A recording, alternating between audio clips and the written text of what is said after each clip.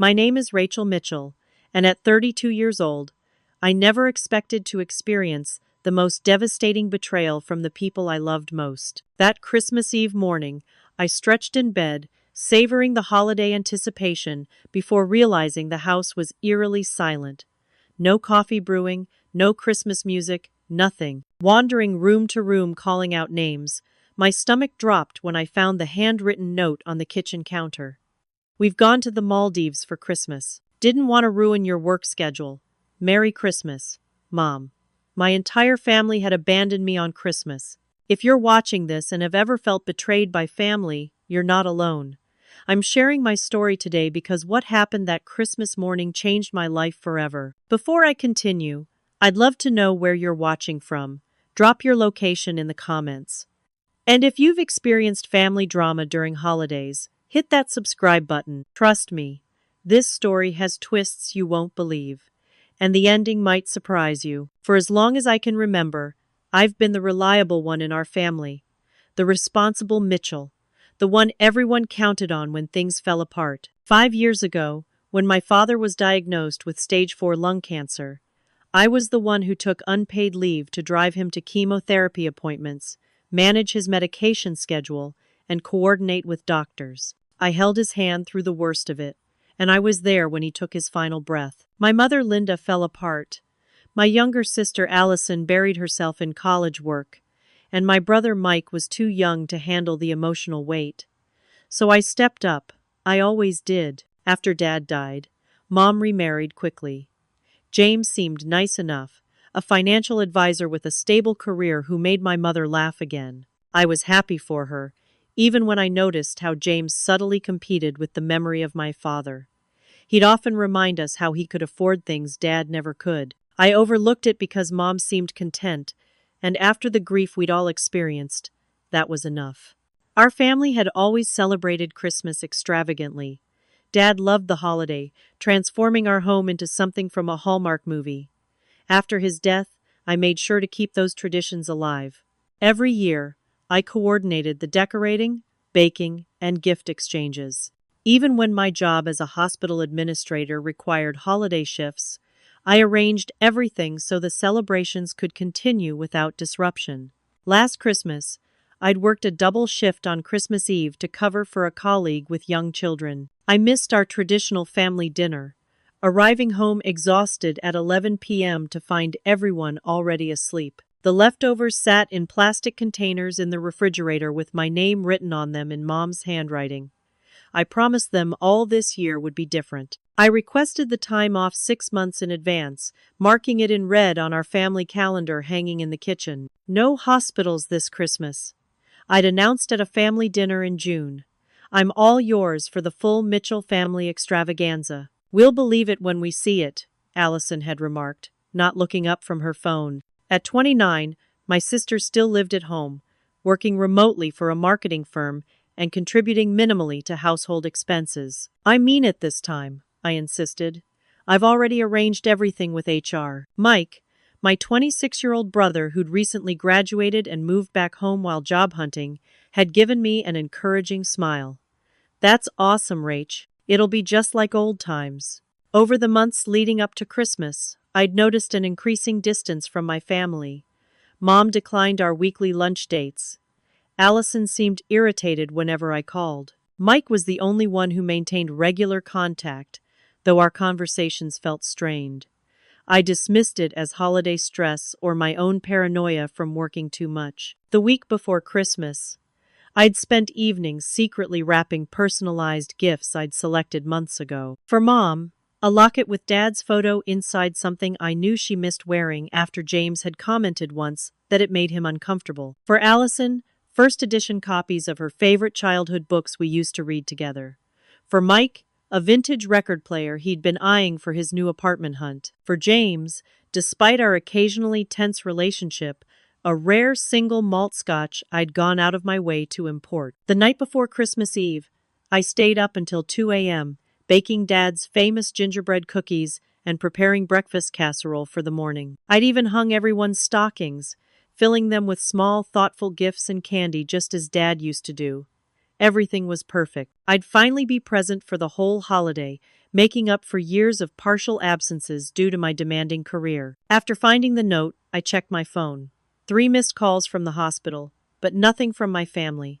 When I opened our family group chat to message them, I discovered I'd been removed. There was a new group named Maldives Christmas that didn't include me. I frantically scrolled through my mother's recent emails when I noticed her laptop was still on the kitchen counter. There I found confirmation of their 5-night stay at an exclusive Maldives resort, booked 3 months ago.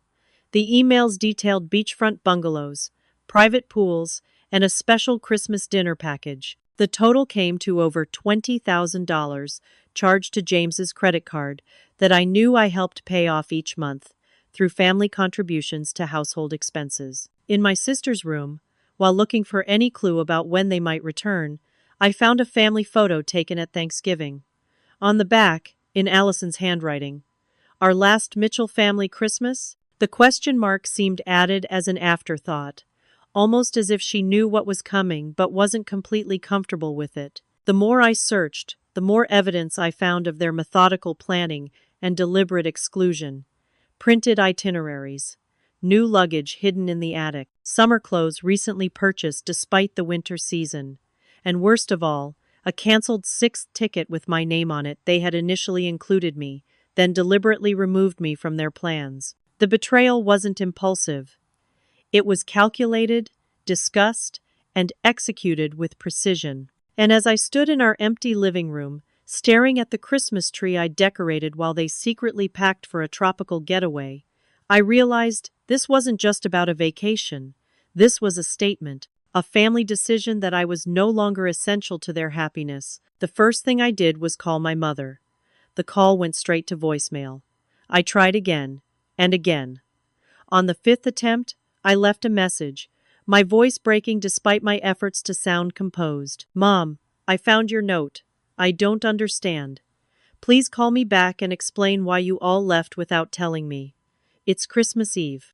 Next, I tried Allison, Mike, even James. No responses. With shaking hands, I opened Instagram, where I knew Allison couldn't resist posting about her life. There it was, an airport check-in posted 8 hours earlier. "Family adventure time! Maldives! Here we come! Mitchell family vacation! Christmas in paradise!" The photo showed all 4 of them, smiling broadly, with their passports in hand.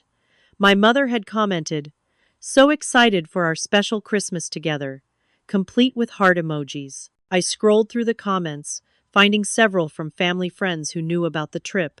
Everyone knew except me. As I continued my digital investigation, my phone rang. It was Barbara, my boss at the hospital. "Rachel, I know it's your day off, but we have a staffing emergency in administration. Robert's called in sick, and you know the Christmas Eve paperwork rush. Any chance you could cover? I know your family trip was canceled, so I thought." I froze. "How did you know about my family trip being canceled?" A pause on the other end. "Oh, your mother mentioned it when I ran into her at the grocery store last week. She said something about you having the house to yourself for the holidays since everyone else was going away. I assumed you knew. My boss knew before I did." The humiliation burned deeper than the betrayal. "I'll be there in an hour," I replied, my voice hollow. After hanging up, my phone began buzzing with text notifications. Extended family members asking why I wasn't in the Maldives photos. "My cousin Taylor. Thought you were going with them? Mom said Aunt Linda was taking everyone to some fancy resort." I couldn't bear to respond, but the messages confirmed what I was beginning to understand. This wasn't a last-minute decision. This was planned, discussed, and common knowledge among our extended family and social circle.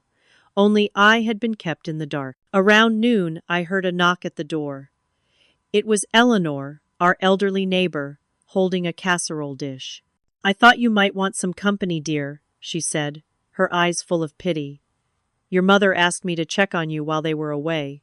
Said you'd be working through Christmas as usual." I invited her in, if only to get answers. Over coffee, Eleanor revealed that my family had asked several neighbors to keep an eye on the house and make sure Rachel's okay by herself. They'd been preparing for this for weeks. Eleanor seemed uncomfortable as she realized I hadn't known about their plans in advance. "I'm sure they meant well," she offered weakly. Your mother said something about you always working during the holidays anyway, so they decided to do something special this year. After Eleanor left, I searched the recycling bin in the garage and found a crumpled resort pamphlet with family package, 5 persons, circled in red. In the kitchen junk drawer, I discovered a handwritten list of items to pack that included everyone's names but mine. Just as I was about to give up on reaching anyone, Allison finally answered my call. "What do you want, Rachel?" Her voice had that familiar, annoyed tone, as if my very existence was an imposition. "What do I want? An explanation would be nice.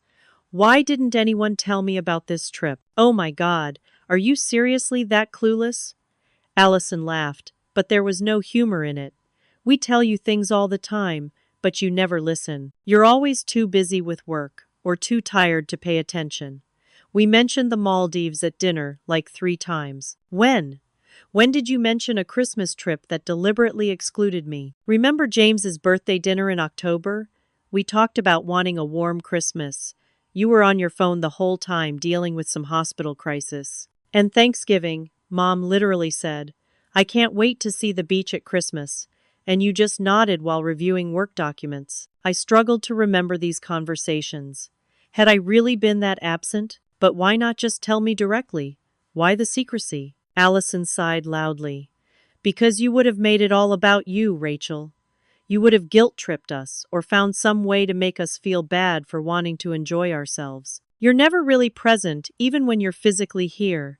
You're always the martyr, always sacrificing, always making sure we know how much you do for everyone else." Her words hit me like physical blows. Was that how they saw me? But I took time off work. I requested Christmas off 6 months ago. I planned everything. Yeah, and made sure we all knew what a huge sacrifice it was. God forbid we want one Christmas without your perfect planning and underlying resentment. Just enjoy your empty house. It's not like you'd have been mentally present anyway. The call ended, leaving me in stunned silence. I sat on the kitchen floor, surrounded by the holiday decorations I'd so carefully arranged, and finally let myself cry. Later that evening, while going through our family filing cabinet, looking for insurance information, I found James's credit card statements. 5 tickets to the Maldives purchased in September, and a 6th ticket in my name, canceled in November, with a partial refund. They had initially included me, then deliberately removed me from their plans. There was also a notation for Christmas dinner deposit at a local restaurant dated 2 months ago, showing they had alternative plans even before canceling my ticket. As night fell on Christmas Eve, my phone buzzed with a string of increasingly desperate texts to my family, none of which received replies. "Mom, please call me. Mike, are you really okay with this? Can someone please explain why I was deliberately excluded? I took time off work for this. I planned everything. Is this some kind of punishment? Please just tell me what I did wrong." Around 9 p.m., my best friend Kayla called after seeing Allison's Instagram posts. "Rachel, what the hell? Why aren't you in the Maldives with your family?" When I explained the situation, her outrage on my behalf was the first validation I'd felt all day. "I'm coming over," she insisted. "No one should be alone on Christmas Eve, especially not after this level of betrayal." When Kayla arrived with her boyfriend Derek, both carrying hastily wrapped gifts and bags of Chinese takeout, I realized I had a choice to make. I could spend the night crying and feeling sorry for myself, or I could salvage what was left of Christmas. "I'm not going to let them ruin this," I declared, unpacking the food containers. "If they want to exclude me, fine. But I refuse to sit here miserable because of their decision." We set up an impromptu Christmas Eve dinner on the coffee table.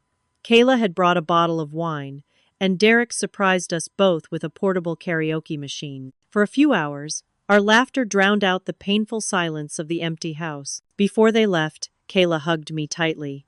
"Call if you need anything tomorrow, okay? We can make room for one more at my parents' dinner." I thanked her, but declined. "Actually, I think I'm going to volunteer at the hospital children's ward tomorrow.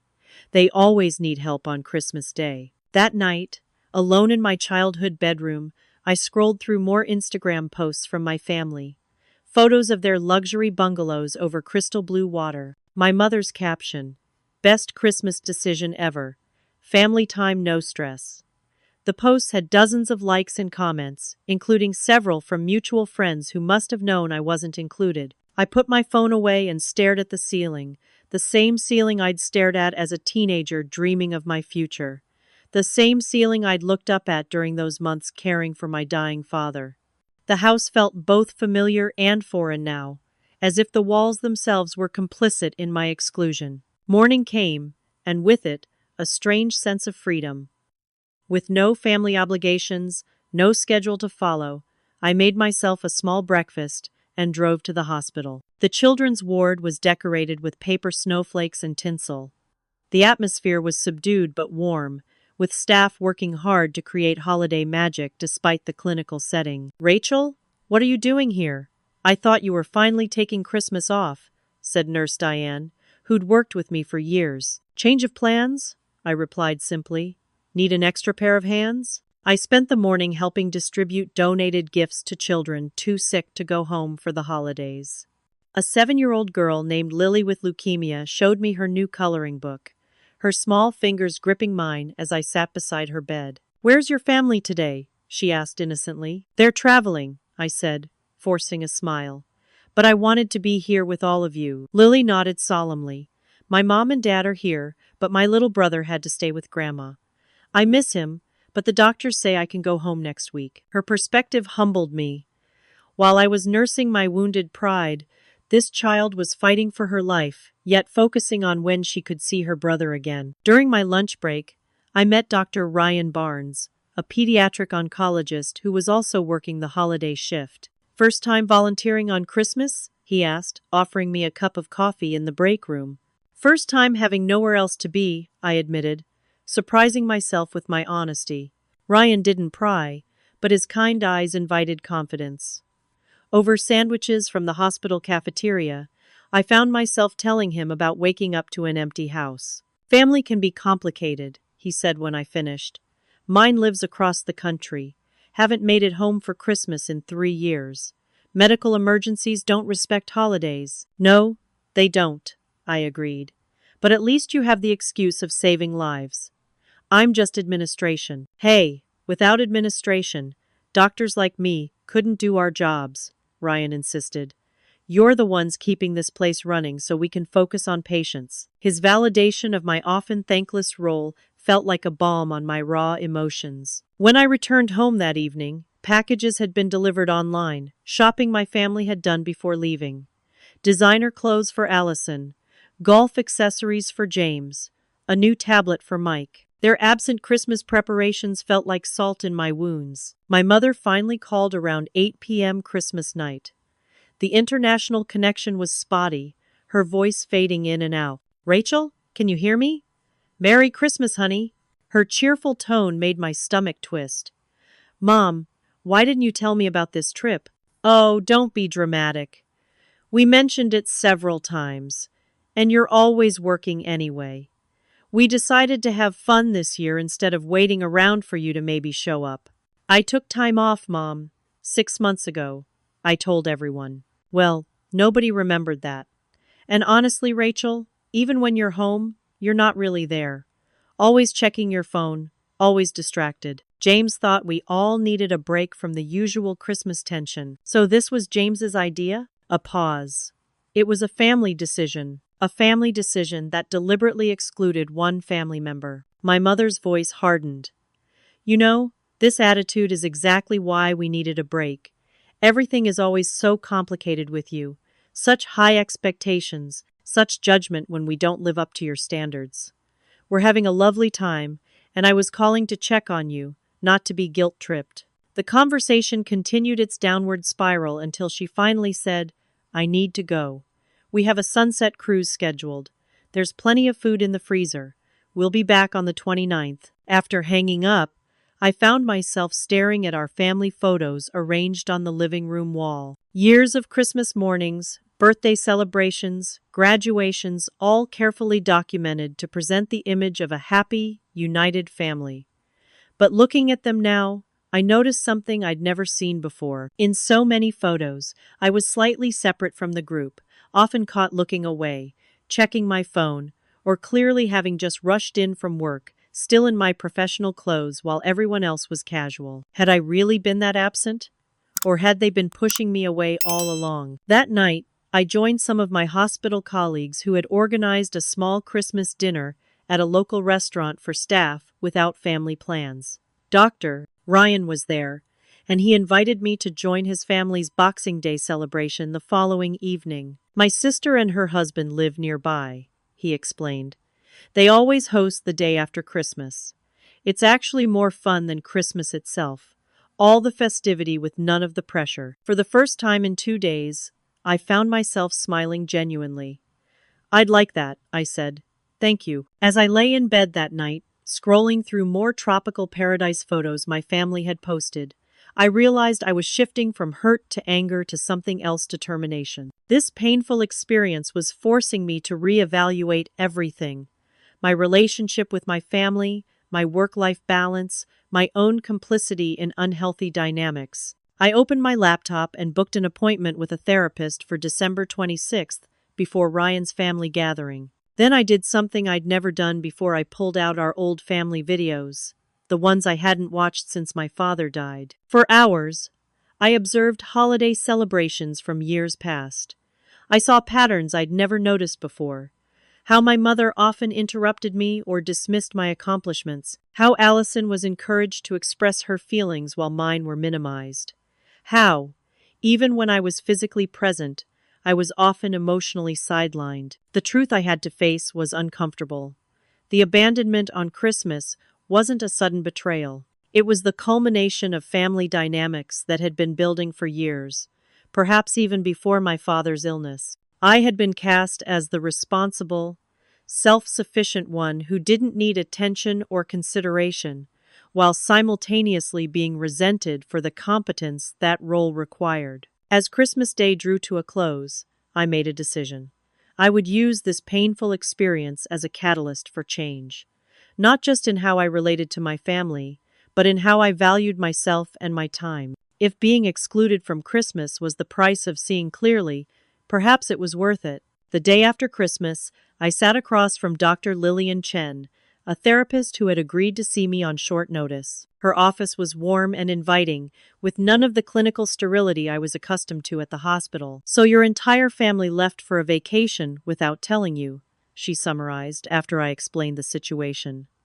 "That's quite a significant exclusion. How are you feeling about it now, 2 days later?" "Angry," I admitted. "Hurt. Confused. But also, I don't know, like maybe I needed this wake-up call." Over the next hour, Dr. Chen helped me identify patterns in my family relationships that had contributed to our current situation. My tendency to overfunction while enabling others to underfunction, my difficulty setting boundaries with work and family, my identity as the responsible one that both trapped me and kept others at a distance. "I'd like to continue working with you, if you're open to it," she said as our session ended. "What happened is troubling, but it could also be an opportunity for growth and change." I scheduled a follow-up appointment for the following week, leaving her office with a strange mixture of pain and clarity. My next stop was the office of Frank Whitman, a financial advisor I'd consulted occasionally about my retirement planning.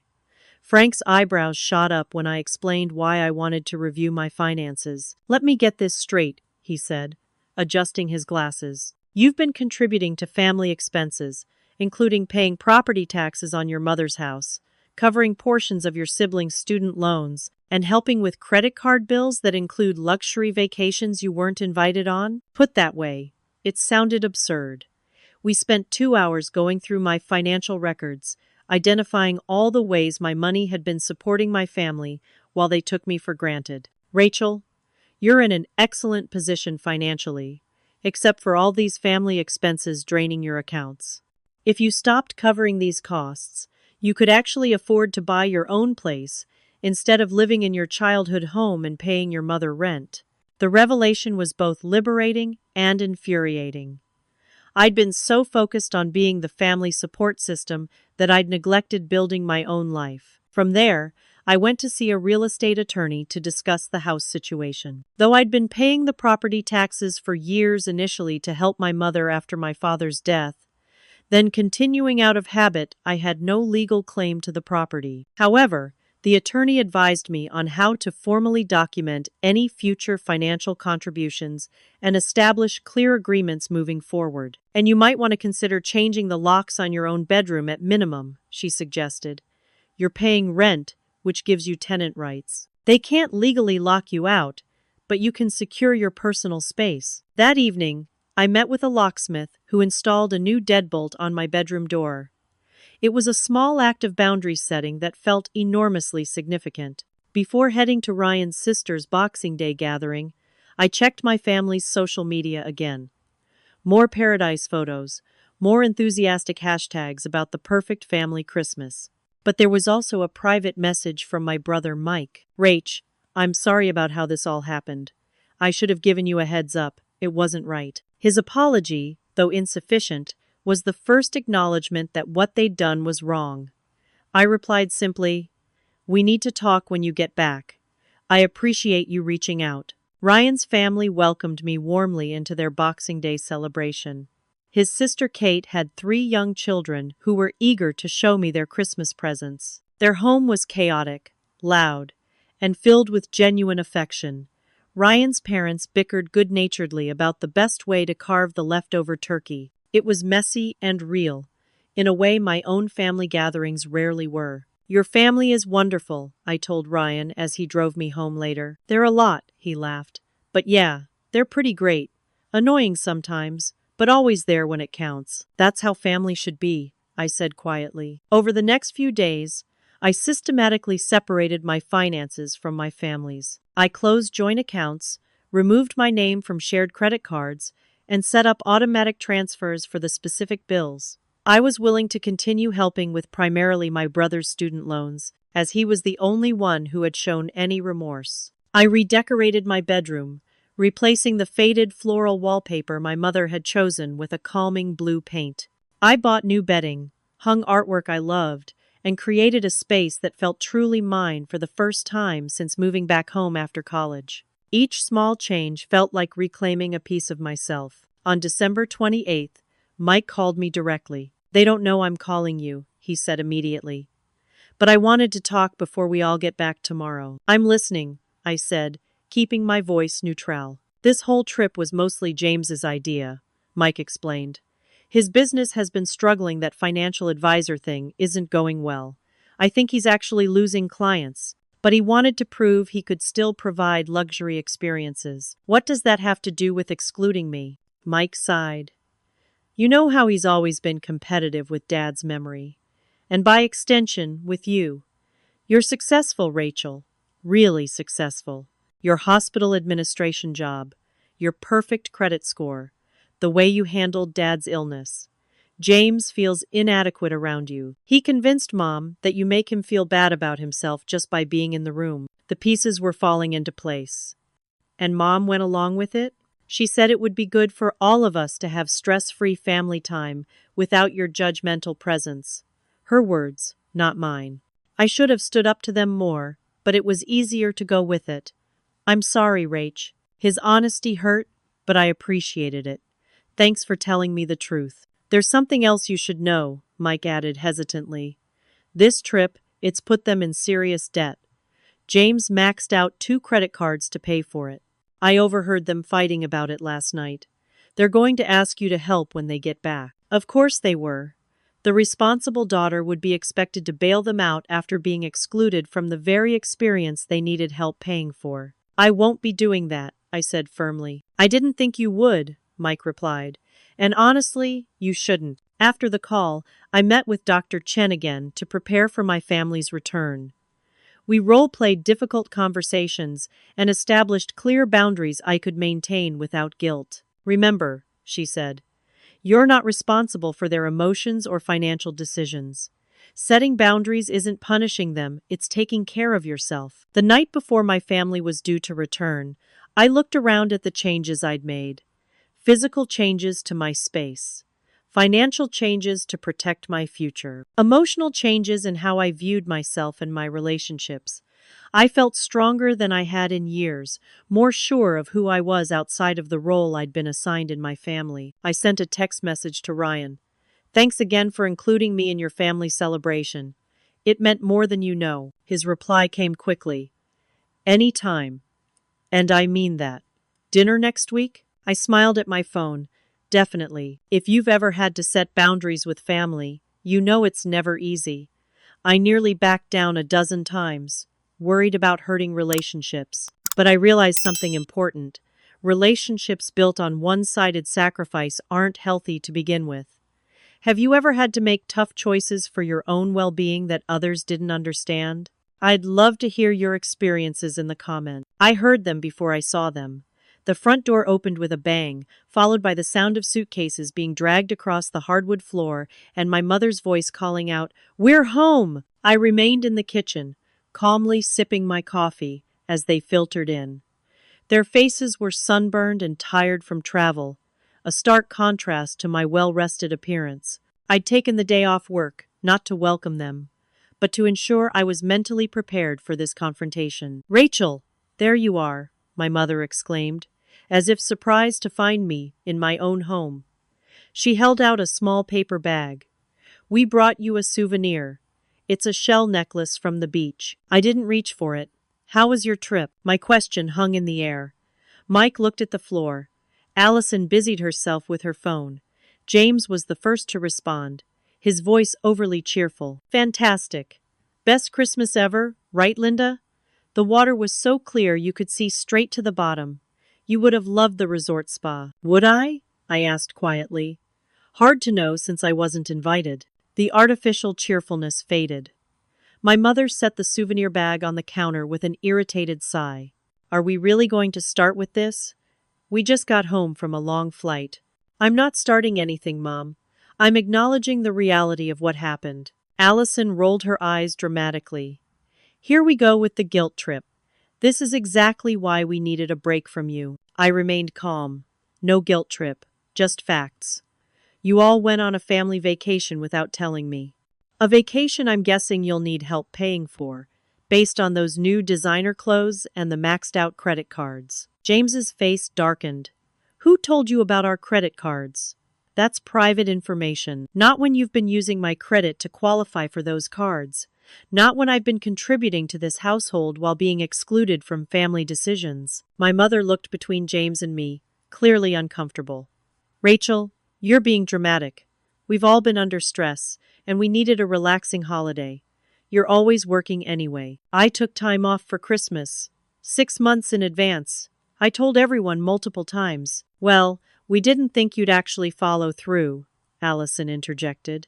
"You always say you'll be present and then end up distracted by work." The conversation quickly devolved into a family argument unlike any we'd had before. James became defensive about finances, revealing that his investment firm had lost several major clients. My mother tried to mediate while simultaneously defending their decision to exclude me. Allison fluctuated between angry outbursts and scrolling through her phone, showing more vacation photos to avoid the tension. Mike alone remained mostly quiet, occasionally making eye contact with me in silent support. "I've made some changes while you were gone," I said when there was finally a break in the arguing. "What does that mean?" my mother asked warily. "I've separated my finances from the family accounts.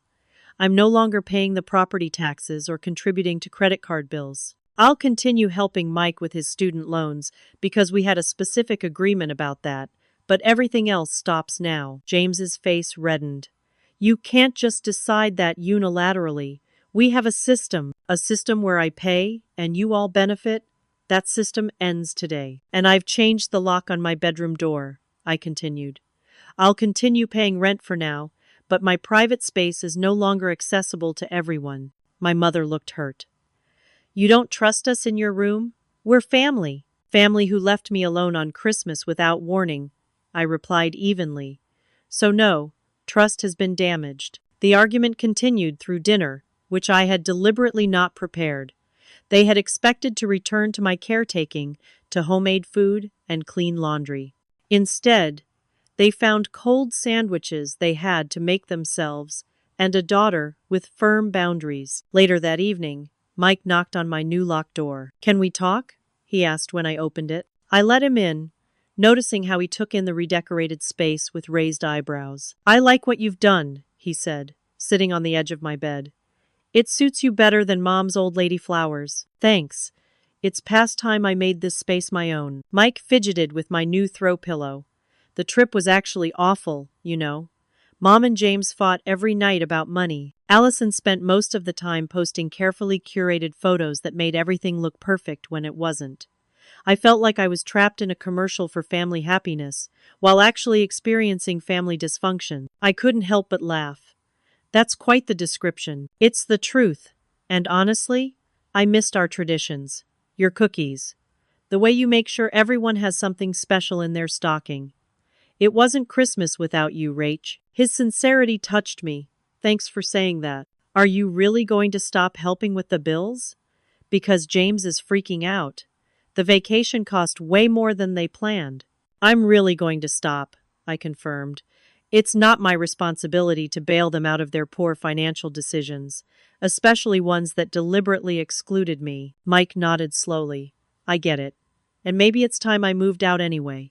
I've been saving up, and there's an apartment I could afford with a roommate." "That sounds like a healthy step," I encouraged him. After Mike left, my mother knocked tentatively. "Can I come in?" she asked, her voice smaller than usual. I opened the door but didn't invite her to sit. "Your brother says you're serious about the financial changes," she began. "I am. Rachel, we can't afford this house without your help. James's business is struggling, and with Allison barely contributing." "That's not my problem to solve," I said, surprised by how easily the words came. "You all made a decision as a family that didn't include me. Now I'm making decisions that prioritize my needs." "But we're family," she insisted, tears forming in her eyes. "Yes, we are. And families should treat each other with respect and consideration, not exclusion and secrets." My mother left without resolving anything. But for the first time in our relationship, I hadn't backed down or taken on responsibility for fixing her problems. It was uncomfortable but necessary. The next morning, I found the house empty again, but this time with a note explaining that everyone had gone to James's office to sort out some financial matters. The dynamics were already shifting. They were handling their own crisis instead of expecting me to solve it. That evening, I had dinner with Ryan, enjoying the simple pleasure of conversation with someone who had no expectations of me beyond my company. "How's it going with your family?" he asked over dessert. "Complicated," I replied. "But I think we're finally having honest conversations, even if they're difficult ones." "That's progress," he said, reaching for my hand across the table. "Real relationships require honesty, even when it's uncomfortable." His words stayed with me as I navigated the increasingly tense atmosphere at home. The truth was uncomfortable for all of us, but it was better than the polite fiction we'd been living with for years. Over the next several weeks, I met individually with each family member. These conversations were difficult, but necessary for any chance of rebuilding our relationships on healthier terms. My mother and I met for coffee at a neutral location, a small cafe halfway between our house and the hospital. Away from James's influence and the emotional weight of our home, she seemed more receptive. "I've been seeing a therapist," I told her, watching surprise register on her face. "She's helping me understand some of our family patterns." "Patterns?" my mother asked defensively. "What patterns?" "Like how I took on Dad's role after he died. How I've been the responsible one, the fixer, the provider, often at the expense of my own needs and wants." My mother stared into her coffee cup. "You've always been so capable. Even as a child, you were independent. You never seemed to need much from me. But I did need you, Mom. I just learned early that showing those needs wasn't acceptable." Tears formed in her eyes. "After your father died, I was so lost. You stepped up so completely that I guess I started taking you for granted, assuming you were fine because you seemed fine." "And the Christmas trip?" I prompted. She sighed heavily. "James was insistent. He said we deserved a special Christmas without the tension that always comes when you're around." "Because I remind him of Dad?" "Because you're successful in ways he pretends to be but isn't," she admitted quietly. "And yes, because you remind me of your father, his integrity, his work ethic. James sees that too. It wasn't a full apology, but it was the beginning of honesty. My conversation with James was more confrontational. We met at a local diner where he initially tried to maintain his usual facade of financial success. The market's been volatile, he explained, as if that accounted for his failing business. James, I interrupted, I don't care about the market. I care about how you influenced my mother to exclude me from a family Christmas. His confident mask slipped. You don't understand what it's like living in your shadow, Rachel. The perfect daughter, the successful career woman, your mother constantly comparing me to your father and finding me wanting. So, excluding me was… What? Revenge? A way to assert control? He looked away. It wasn't like that. I just wanted one Christmas where I wasn't reminded of my failures, where I could feel like the provider, the head of the family. By spending money you didn't have on a trip you couldn't afford? His face flushed with anger, then embarrassment. I miscalculated. Yes, you did. In more ways than one. We reached no real resolution that day, but at least the pretense between us had been stripped away. Allison was the most resistant to meaningful conversation. When we finally spoke one-on-one, she maintained her defensive posture. You've always been Mom's favorite, she insisted. Dad's too. The perfect Rachel who never does anything wrong. Is that really how you see me? I asked, genuinely surprised. How could I not? Every accomplishment of mine was measured against yours. Every decision scrutinized while you were trusted implicitly. Do you have any idea what it's like growing up in your shadow? Her perspective shocked me. I had always seen myself as the overburdened one, the responsible one carrying the family's emotional weight. I had never considered how my role might have affected Allison's experience. I didn't know you felt that way, I said honestly. I always thought you had it easier. Less responsibility, more freedom. Freedom? I've never had the freedom to fail that you've had. When you make a mistake, it's brushed off because you're so responsible otherwise. When I make one, it's because I'm the irresponsible daughter who can't get her act together. We talked for hours, finally seeing each other, not as the roles we'd been assigned, the responsible one versus the irresponsible one, but as sisters with different experiences of the same family. Mike was the easiest to reconnect with. He had already begun apartment hunting with a friend from college and seemed genuinely excited about establishing his independence. You know what's weird? He said as we toured a potential apartment together. I think this whole Christmas disaster might end up being good for all of us. We've been stuck in the same dysfunctional patterns for years. Maybe, I agreed cautiously. But there's still a lot of hurt to work through. Oh, for sure. What they did was messed up. But at least we're finally having real conversations instead of pretending everything's fine. In February, I suggested a family therapy session. To my surprise, everyone agreed, though James did so reluctantly. The therapist, a kind-eyed woman named Dr. Powell, created a safe space for us to express feelings without the usual pattern of accusations and defensiveness. I felt disposable, I admitted during the session. Like I was only valued for what I contributed practically, not for who I am as a person. I felt invisible, Allison countered. Like nothing I did mattered because Rachel was already the perfect daughter. I felt inadequate, James surprised us by saying.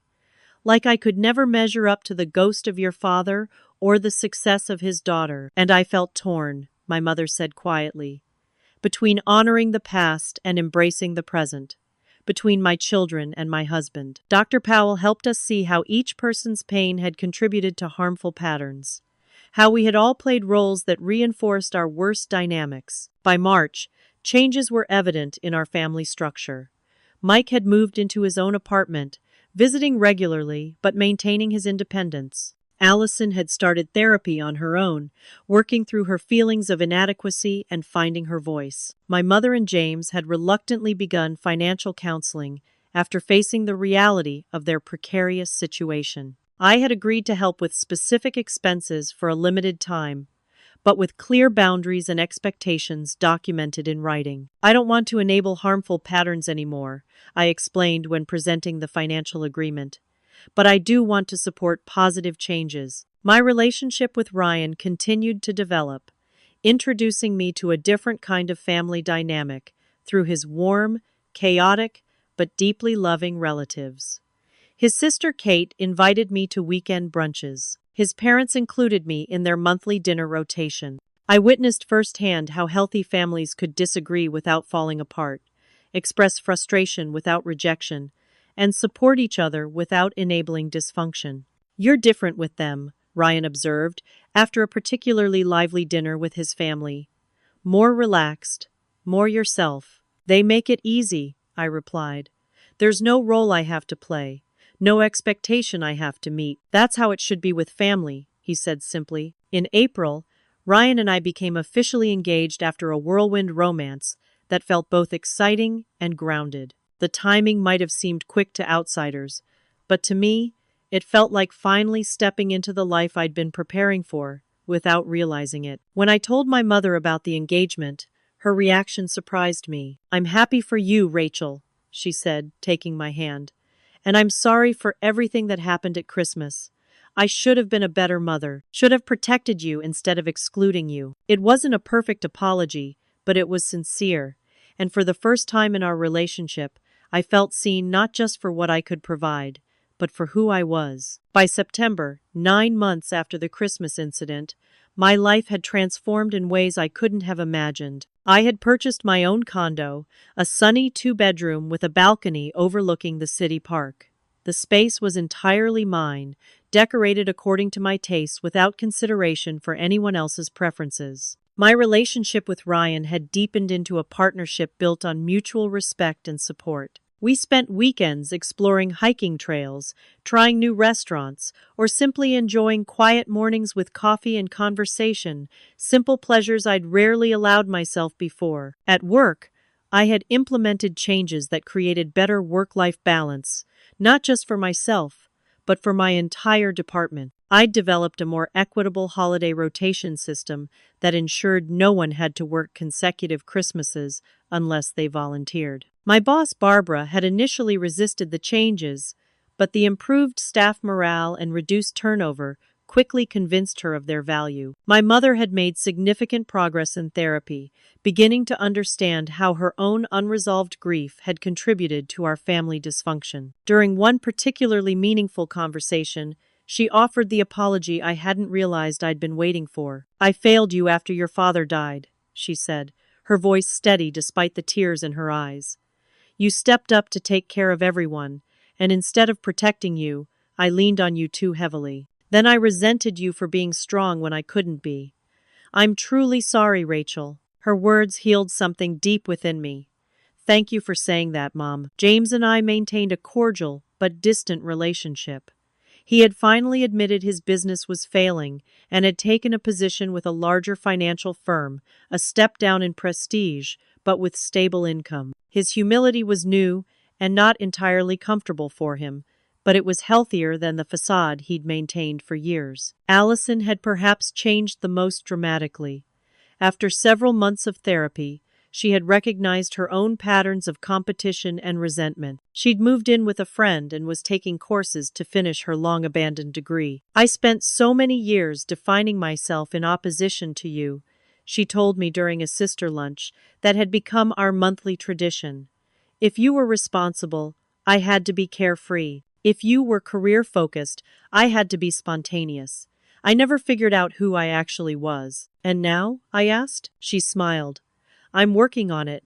That's the exciting part." Mike had thrived in his independence, securing a job at a local tech startup and developing a close circle of friends. He often joined Ryan and me for dinner or game nights, the easy camaraderie between my brother and fiancé, a source of joy I hadn't anticipated. Planning for the upcoming Christmas brought inevitable anxiety, but also an opportunity to establish new traditions. After several family discussions, we agreed to host Christmas Eve at my condo, with clear expectations and boundaries established in advance. "Everyone contributes something," I explained during the planning session, "and everyone respects each other's time and choices." My mother nodded. "That sounds fair. I can bring my Swedish meatballs." "And I'll handle dessert," Allison offered. James looked uncomfortable but added, I can take care of the wine. I'll bring my famous playlist and my charming personality."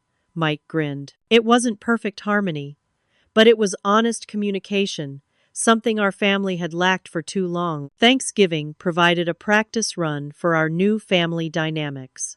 We gathered at my mother's house, each person bringing a dish and helping with cleanup. There were awkward moments and old tensions that briefly surfaced, but also genuine laughter and connection. During the meal, my mother raised her glass. "I'm grateful for second chances," she said, making eye contact with me, "and for a daughter who taught me it's never too late to change." Later that evening, as Ryan and I drove home, he asked, "Do you ever think about how differently things might have turned out if they hadn't left you alone last Christmas?" I considered his question carefully. If that hadn't happened, I might still be stuck in the same patterns, enabling dysfunction while neglecting my own needs. As painful as it was, that abandonment forced me to confront reality and make changes. "So it was a gift in disguise," he suggested. "A painful gift," I amended. "But yes, I think it was." In October, Ryan proposed officially, though we'd been discussing marriage for months. He chose a quiet moment at home rather than a grand public gesture, understanding that what mattered to me was the sincerity of the commitment, not the spectacle surrounding it. When we announced our engagement to both families over a joint dinner, Ryan's parents immediately embraced me with genuine enthusiasm. My own family's reaction was more complicated but ultimately supportive. "You deserve this happiness," my mother whispered as she hugged me. "I'm sorry it took me so long to see that." As the holiday season approached again, I found myself not dreading Christmas, but actually looking forward to it. We had planned a small engagement party combined with Christmas Eve celebrations, bringing together Ryan's family and mine in a fresh tradition that honored the past while creating something new. "Are you nervous about having everyone together?" Ryan asked, as we hung lights in our condo. "A little," I admitted, "but also excited. This is the first Christmas that feels truly authentic, not performing roles or meeting expectations, but just being ourselves with the people we love." He kissed my forehead. "That's what holidays should be." I thought about how different this Christmas would be from the last, not because of external circumstances, but because of internal changes. I was no longer the person who would wake up to an empty house and feel devastated by exclusion. I had built a life rich with genuine connections, healthy boundaries, and authentic love. The abandonment had been painful, but it had also been the catalyst for creating the life I truly wanted, rather than the one prescribed by family expectations. Sometimes being left behind is the first step to finding your way forward. Christmas Eve arrived with a light snowfall that transformed the city into a picture-perfect holiday scene. My condo glowed with warm lights and festive decorations that reflected my own taste, elegant but comfortable, traditional but with contemporary touches. The aroma of mulled wine and fresh-baked cookies filled the air as I made final preparations for our guests. Ryan arrived early, bringing extra chairs borrowed from his sister's house. "Ready for the big family merger?" he asked, wrapping his arms around me from behind as I arranged a platter of appetizers. "As ready as I'll ever be," I replied, leaning into his embrace. My family arrived first, my mother carrying her promised Swedish meatballs, James awkwardly holding a bag containing several bottles of wine, Allison with an elaborate cheesecake she'd clearly put considerable effort into, and Mike with a small gift bag in addition to his promised playlist. "Merry Christmas, Rachel," my mother said, stepping tentatively into my space. The hesitation in her movement revealed her understanding that this was my territory now, requiring respect rather than the entitlement she might have previously felt. "Merry Christmas, Mom," I replied, accepting her hug. "Everything looks beautiful." She glanced around, taking in the decorations that bore no resemblance to the traditional Mitchell family Christmas aesthetic. "It does. It looks like you." That simple acknowledgement that my home reflected me rather than family expectations felt more meaningful than any elaborate gift. Ryan's family arrived shortly after, bringing their characteristic warmth and easy affection. His sister Kate immediately complimented Allison's cheesecake, drawing my sometimes prickly sister into conversation about baking techniques. Ryan's father engaged James in discussion about local sports teams, finding neutral ground that allowed my stepfather to relax his usually rigid posture. As the evening progressed, I found myself observing both families from a slight distance, struck by the contrast between them. Ryan's family moved with the comfortable rhythm of people secure in their belonging, while mine still navigated our interactions with careful attention, like dancers following newly learned choreography. Yet there was genuine effort on everyone's part, creating a harmony that would have been impossible a year ago. During dinner, Ryan tapped his glass for attention. Before we continue celebrating, I'd like to propose a toast. He stood, taking my hand to pull me up beside him. To Rachel, who has taught me what courage looks like, who faced one of the most painful experiences imaginable and used it to transform not just her own life, but the lives of everyone around her. I felt heat rise to my cheeks as all eyes turned to me. And to both our families, Ryan continued, who are learning with us how to create something beautiful from imperfection. Merry Christmas, everyone.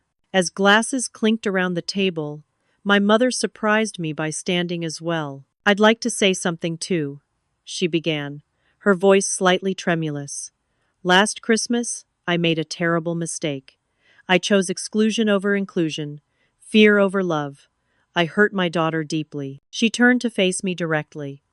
Rachel, I want to publicly apologize for that pain and to thank you for giving us the chance to make amends. You showed more strength and grace than anyone should need to. Tears pricked my eyes as she continued. You've always been the strong one, the one who held us together after your father died. But strength shouldn't be punished with greater burdens. It should be honored with greater support. I'm sorry it took losing you to realize how much we needed you, not for what you could do for us, but for who you are. The room fell silent as I absorbed her words. This wasn't the careful, qualified apology of our earlier conversations. This was a full acknowledgement of the hurt caused and responsibility accepted. Thank you, Mom, I said simply, knowing anything more would break the emotional dam I was carefully maintaining. After dinner, as our guests mingled in the living room, I slipped into my bedroom for a moment alone. On my dresser sat a framed note, the same note I had found on that devastating Christmas morning a year ago. I had kept it as a reminder not of the abandonment, but of the beginning of my journey toward authentic living. Mike found me there, knocking softly on the open door. Hey, can I come in? I nodded, quickly wiping away a stray tear. I wanted to give you this privately, he said, handing me the small gift bag he'd brought.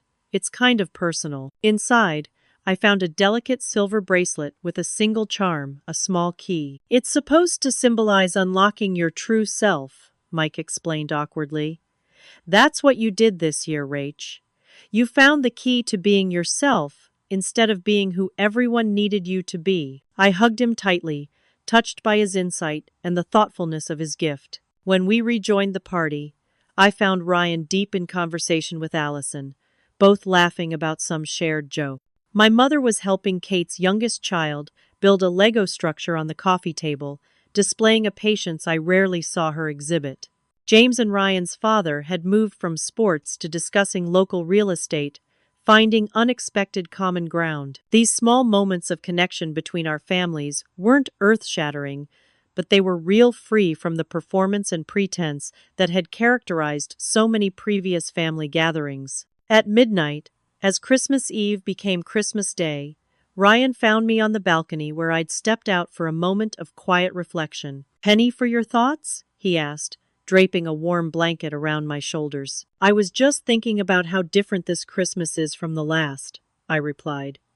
"Not just the obvious differences, but how differently I feel inside. Last year, being excluded devastated me because I still needed their validation. I still believed I had to earn love through usefulness." Ryan nodded, waiting for me to continue. "Now I understand that real love doesn't require earning. It's freely given without conditions or expectations. I'm not responsible for managing everyone else's emotions or fixing their problems. I can just be Rachel. And Rachel is pretty amazing," he said, kissing my temple. "She's getting there," I smiled. When we returned inside, the party had begun to wind down. Ryan's parents were putting on their coats, his sister gathering her children's scattered belongings. My mother approached me as I helped clear dessert plates from the coffee table. "This was lovely, Rachel," she said.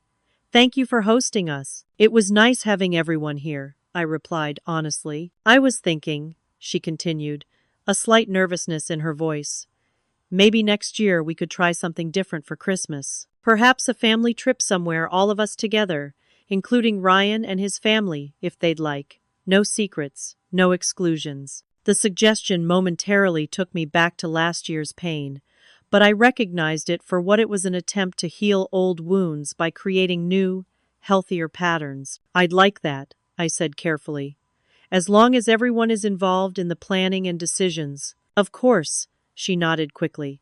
"Complete transparency. I've learned my lesson." As the last guest departed and Ryan helped me load the dishwasher, I felt a deep sense of contentment. Not the surface happiness of a perfect holiday, but the profound satisfaction of authentic connection and personal growth. "So, future Mrs. Barnes," Ryan said playfully, "how was your Christmas?" "It was real," I replied, "which makes it the best one yet." Later, as we lay in bed, the city quiet under its blanket of snow, I reflected on the journey of the past year. From waking alone in an empty house to falling asleep beside the man I loved, surrounded by the life I had chosen, rather than the one thrust upon me by obligation and expectation. The painful gift of that Christmas abandonment had forced me to confront long-standing patterns and make difficult changes.